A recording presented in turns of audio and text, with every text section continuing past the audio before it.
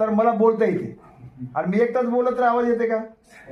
राम राम राम राम. आता काय करायचं? टाळ्या वाजवायचं. टाळी कशी वाजवायची? 3 टप्प्यामध्ये टाळी वाजवायची. एक नाही, आणि हे म्हणता 1 2 3, 1 2 3, हा अशा 3 टप्प्यामध्ये टाळी वाजवायची. टाळी का वाजवायची सांगा बरं? टाळी केव्हा वाजवली जाते? आता शाहीर आहे तिथं. टाळी कशासाठी वाजवली जाते? तुमचं प्रोत्साहन कोणालाच माहित नाही. टाळी आनंदासाठीच वाजवली जाते. दुःखामध्ये कोणी टाळी वाजवते का? दुःखात कोणी टाळी वाजवत नाही. दुःखामध्ये टाळी कोणी वाजवत नाही. आनंदातच टाळी वाजवली जाते. बरं, टाळी वाजवल्यानं आपला काय फायदा आहे?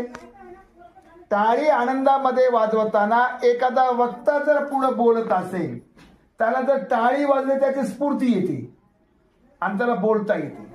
एक फायदा. दुसरा फायदा काय?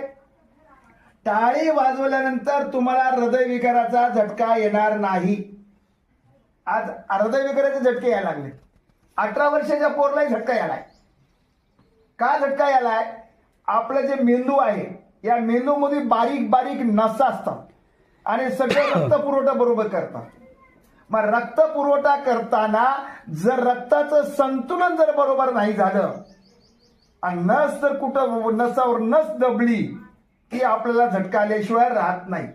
म्हणून आपलं रक्त संतुलन करण्यासाठी म्हणून एक व्यायामाचा प्रकार आहे टाळी वाजवायची. टाळी नेहमी वाजवत जा. हसत राहत जा. आपल्या कर्मामध्ये जे आहे ते कधी कोणाला चुकलेलं नाही, पण आपण कर्माला दोष द्यायचा नाही. आपण पुढील कार्य चांगलं व्हावं म्हणून आपण त्या ठिकाणी टाळी वाजवायची. हा टाळीचे प्रकार अशा प्रकारे. आता आज आपण या ठिकाणी ग्रामपंचायत ज्यांनी उपलब्ध करून दिली त्यांच्याबद्दल आपण टाळी वाजवायची. 1 2 3, 1 2 3. आता तुम्ही सगळे वेळ काढून आल्याबद्दल तुमचं स्वागत करण्यासाठी टाळी वाजवायची. 1 2 3, 1 2 3. आता मुख्य कार्यक्रमाला सुरुवात करू.